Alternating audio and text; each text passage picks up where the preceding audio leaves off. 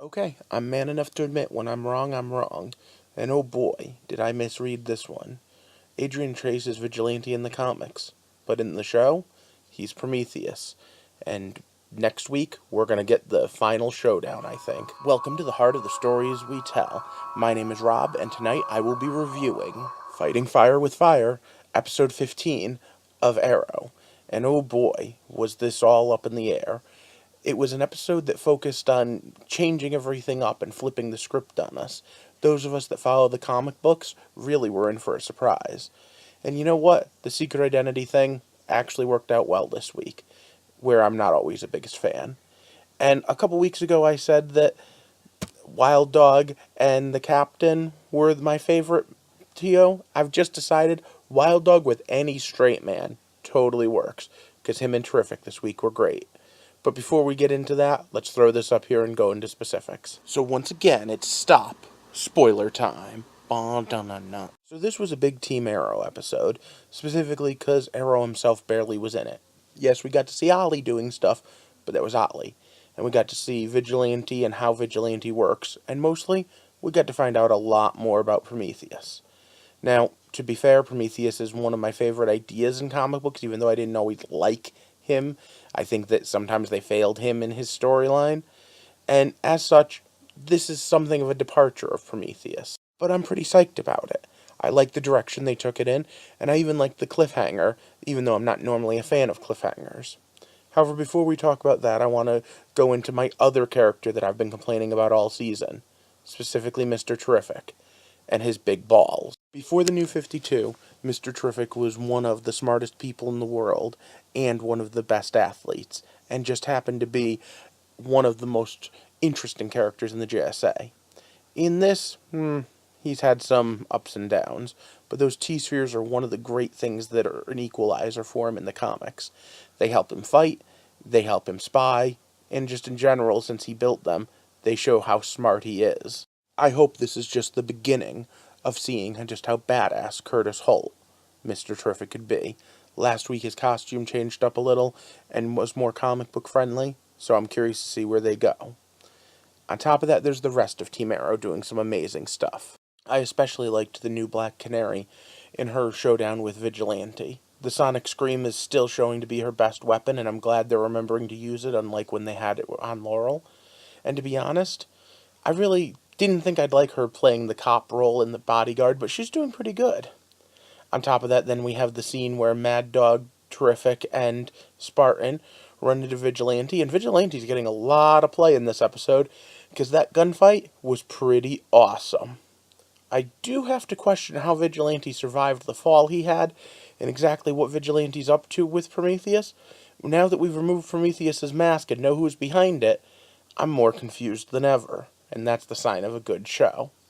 Now, having said that, the basic theme of the episode I still question, because I'm going to say what I get out of it.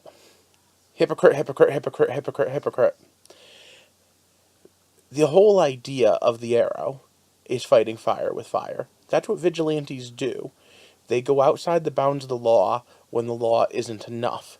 That's the concept of a vigilante, and as we've discussed many times, the difference between a superhero and a vigilante is very paper thin at best.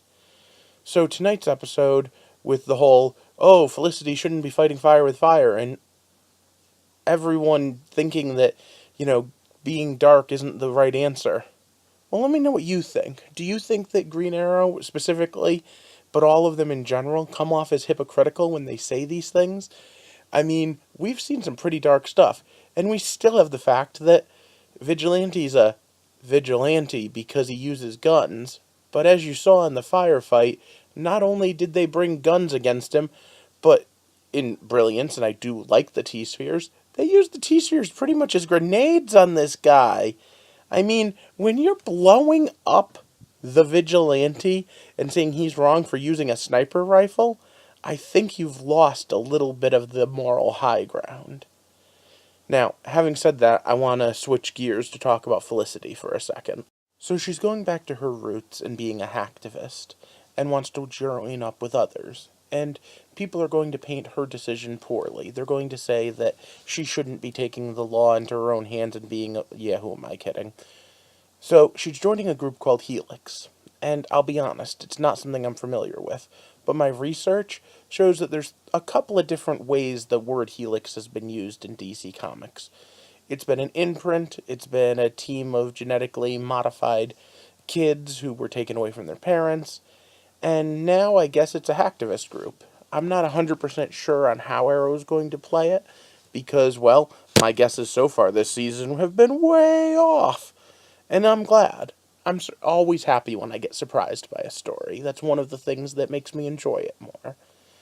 So, with everything coming to a head now, with us knowing that Prometheus is really Chase, who is probably that guy's son, and who was probably trained by Talia al Ghul, because let's be honest, seeing her next episode in the previews tells us something. I'm waiting on the edge of my seat to find out exactly what, though.